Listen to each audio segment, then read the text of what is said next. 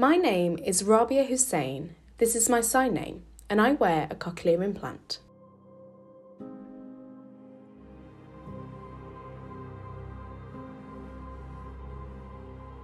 I've been working as a freelance filmmaker and documentary producer for the last 10 years.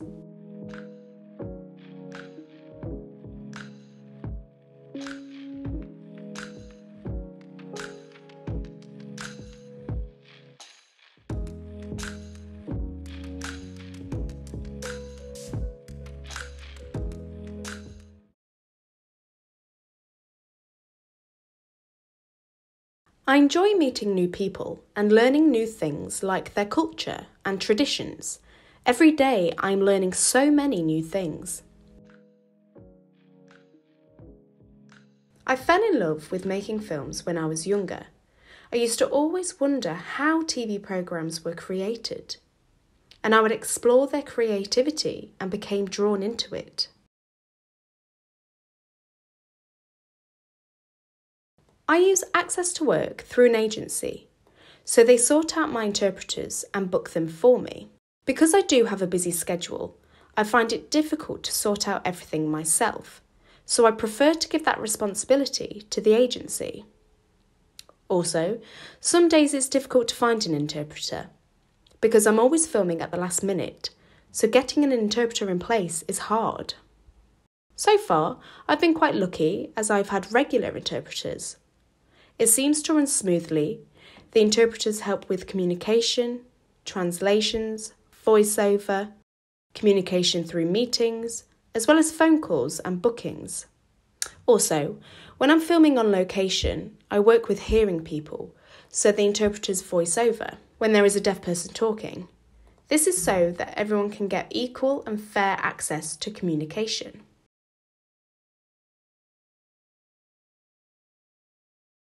I've experienced a lot of challenges. There are 3 reasons why. Because I'm deaf, I'm a woman, and because of my ethnicity.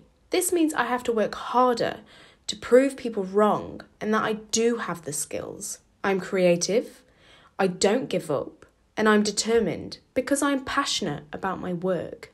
I do love and enjoy my job, so I choose to carry on because I believe in myself.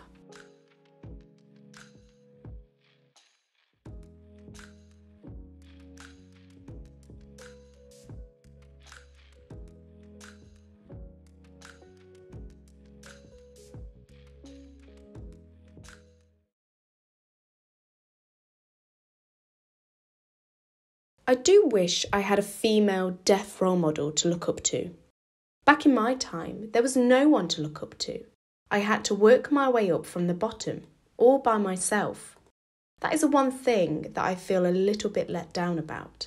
Another one is when I did volunteering or work experience. I wish there was more deaf awareness. If there was deaf awareness, I would have been able to fit in and feel comfortable.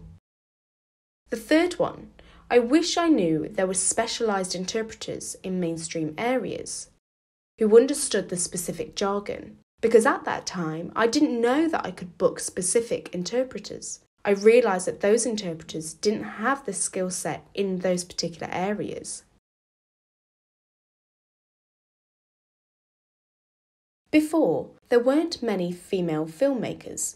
It was always male dominated. Also, people with different ethnicities, it was very rare, but now it has improved so much. The film industry is more diverse, more inclusive, and there is women's empowerment. It is a huge achievement. I have a role model who is hearing called David Attenborough. And I met him. He is such a lovely person. He actually knew some basic signs, like fingerspelling his name. And he really inspired and motivated me to carry on with my filmmaking career. He was just amazing.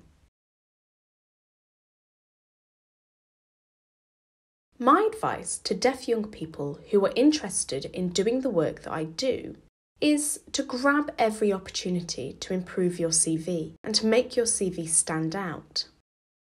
Start looking for volunteering opportunities. Those skills will help you develop. Build up your network because knowing more people, they can help you get those jobs. Or they can give you more opportunities to work with. Like previously, I've worked with the BFI, the British Film Institute, and the NFTS, the National Film and Television School. From there, I was able to build good connections and get involved in lots of opportunities through the people that I met. Networking is very powerful.